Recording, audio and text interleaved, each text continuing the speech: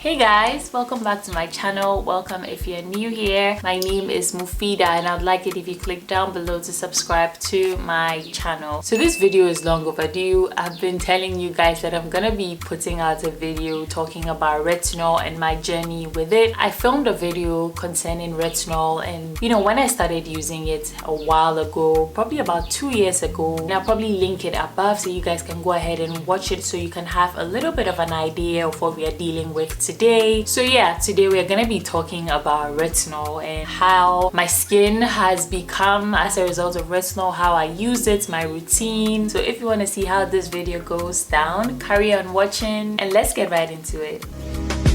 Caught me at the right time, baby. Oh, I was at the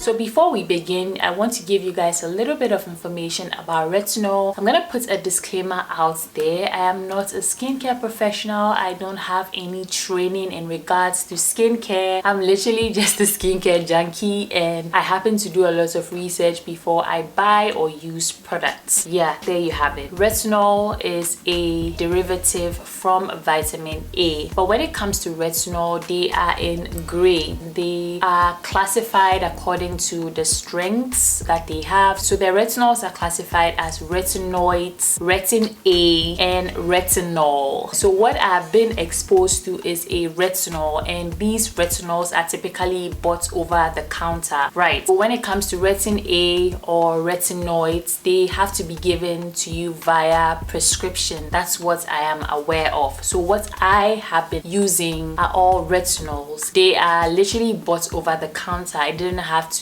consult a dermatologist before buying them, and there are so many products out there on the market, affordable or expensive, that contain retinol. So I'm gonna be telling you guys some of the benefits of using a retinol. So retinol is known to help acneic skin like myself. It's known to help the skin turn over and help with collagen development. That's like anti-aging benefits. It also helps with sun damage, and sun damage comes with hyperpigmentation, fine lines, and wrinkles. It also has other benefits on the body like keratosis pilaris, chicken skin or bumpy skin texture. So essentially retinol helps with the skin texture in general. So yeah, those are some of the benefits of retinol. Before you use retinol, you need to be cautious because you have to do a little bit of research, especially if you have eczema, severe acne, sensitive skin. You just need to do a little bit more research and find out about products and how they would work with your skin before you go ahead and purchase a product. So this is what I did. Coming back to my skin with regards to retinol, like I said, I filmed a video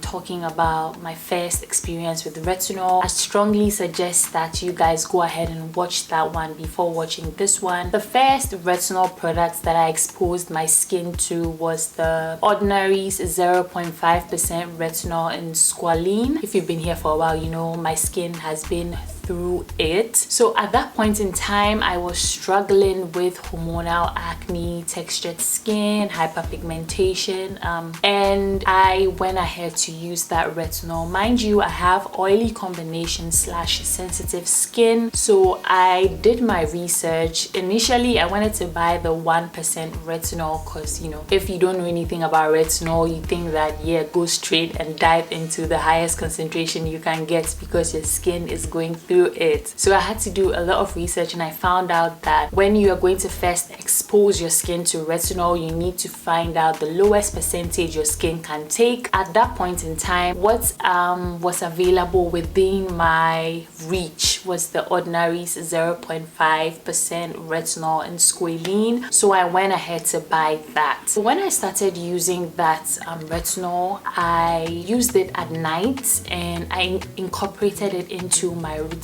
Obviously, it had a little bit, if you don't know what Squalene is, basically is an emollient or a type of ingredient that works very much like the skin's own sebum to prevent moisture loss. Okay, so Squalene was essentially not going to break me out. I used to put that serum onto my moisturizer because retinol can be very irritating, especially if you have sensitive skin. I knew that I needed retinol because from all my research, retinol is said to be the only skincare product or the skincare ingredient that has been proven by several studies to actually help improve hyperpigmentation, texture, and acne, right? So I was like, gosh, I've used all these products and nothing is working for my skin. So let me use something that at least I know that there's proof that, oh, it's gonna help my skin out. So yeah, obviously I went ahead to get the retinol. So I used to use it on top of my moisturizer. I experienced a little bit of purging, like my skin started to break out rapidly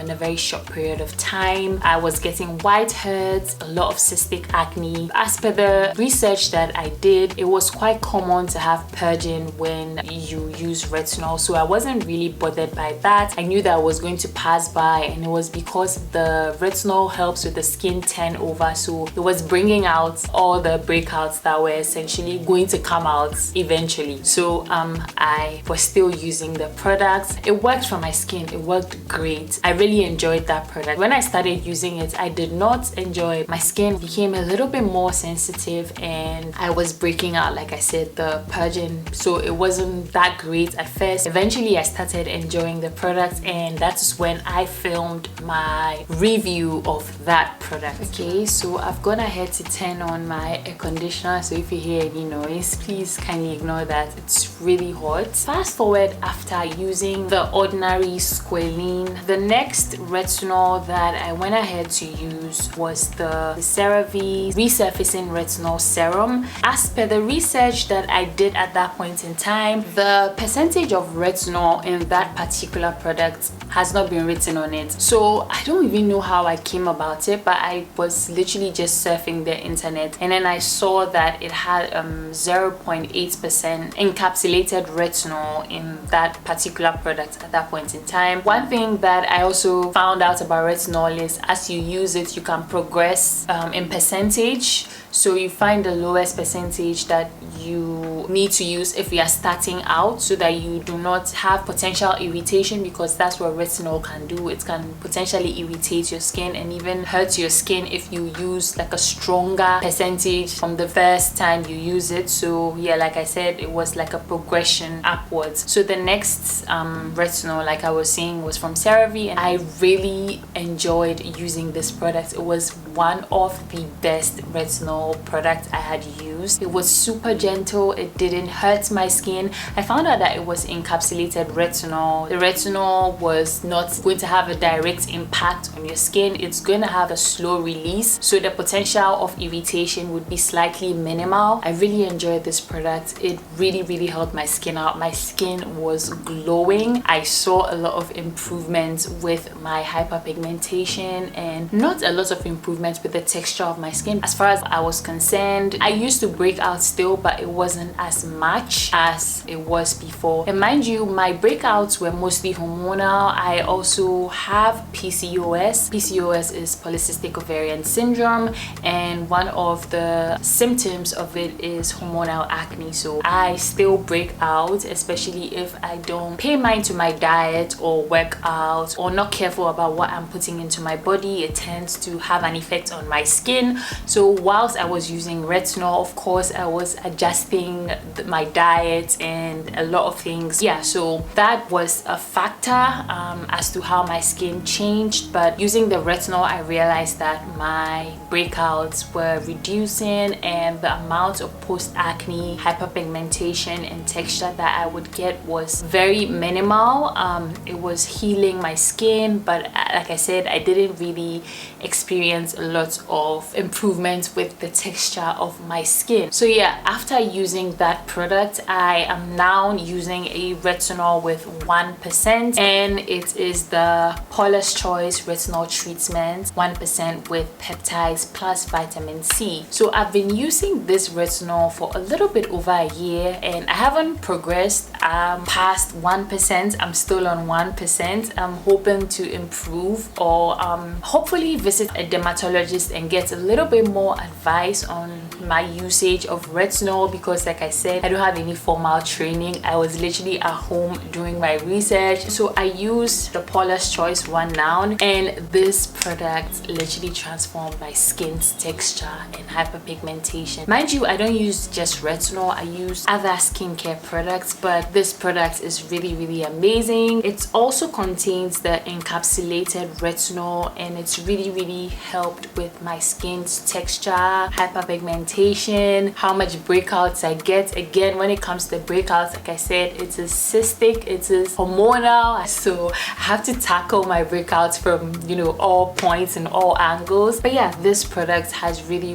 been a lifesaver. So yeah, that is my journey with retinol. I'm going to be telling you guys about how I use my retinol now. Hopefully you guys can get a little bit of information and some pointers as to how to use retinol if you are using retinol, how to get the best out of your retinol, and how to, you know, help your skin out whilst using retinol. First of all, if it's your first time using retinol, you want to start with a lower percentage. Like I said, I started with a 0.5, not a 5, a 0.5, which is half of 1, so 0.5% retinol. And I strongly suggest that you see a professional, an esthetician or a dermatologist before you delve into it. I believe that it was purely by luck that I didn't damage my skin like whilst doing this retinol research thing, and I was also really patient. I was also really intensive and really thorough with my research. Some people are not as patient, and some people wouldn't do the right research. People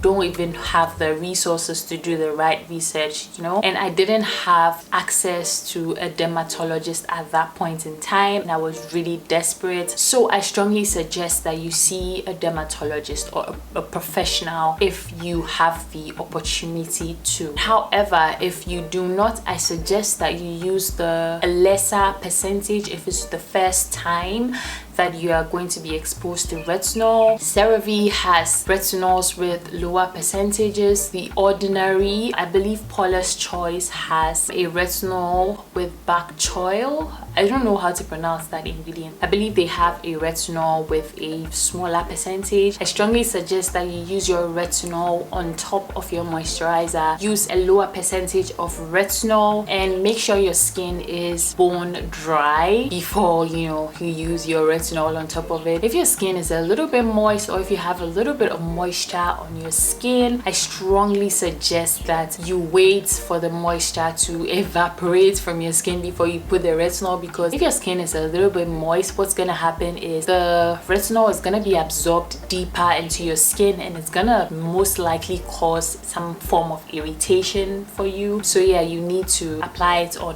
bone dry skin. Yeah, also do not pair your retinol with exfoliating products or like too many acids. Don't do that. Just use only your retinol. So what you're gonna do is, if you have makeup on that night, you take off your makeup, you wash your face, you tone your skin, use like a hydrating toner, and maybe if you have an essence, you just use that. You wait for your skin to dry down, use your retinol, or you apply your moisturizer before you use your retinol. Of course, wait for your skin to dry down before you apply the retinol. Also, you need to use sunscreen if you're using retinol. Please, even if you're not using retinol, always use sunscreen, because what I realized is that my skin became more sensitive to the sun, and you are most likely to reverse the progress you've made with retinol. That is, your hyperpigmentation is gonna be more noticeable. The texture of your skin is not gonna be great. If you have acne, obviously acne leaves marks on your skin sometimes, so it's gonna darken because your skin is not protected from the sun. So you have to use sunscreen if you are using retinol. That is a no-brainer.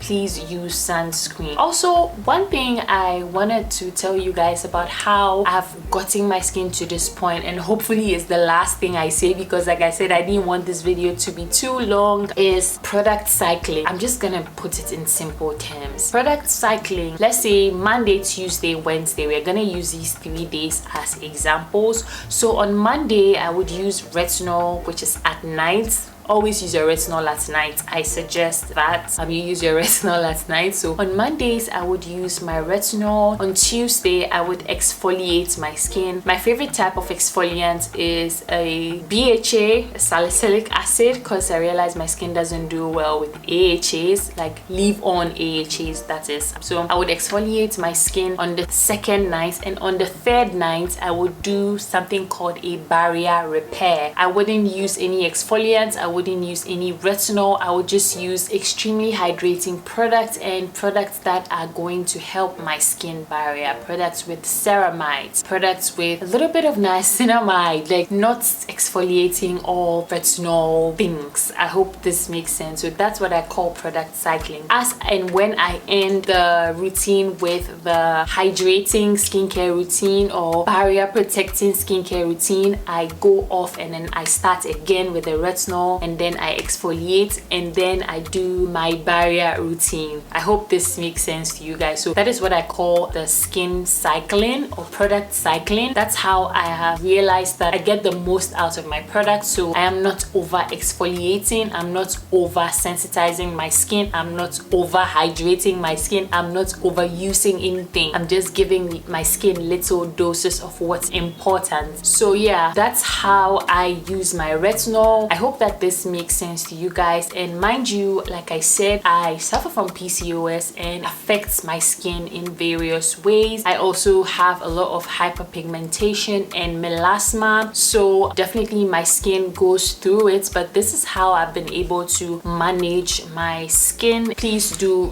research before you get any products, and feel free to ask me questions down below. I would be happy to answer you guys. And the last thing I want to put out there is that I'm not a professional. I'm not trained in any way in regards to skincare. I am a product junkie. I use a lot of skincare products. I do my research, so I give you guys information based on what I have used and what I have seen and what I have found out and what I have read. So I hope that this makes sense to you guys. Let me know if you need other videos to go in depth about anything that I have said, and I would link all the retinols that I've spoken about down below. I would also link my skincare routines down below for you guys to see. I hope you enjoyed this video. Don't forget to like this video and subscribe to my channel if you haven't. I'll see you guys in my next one. Take care, guys. Bye.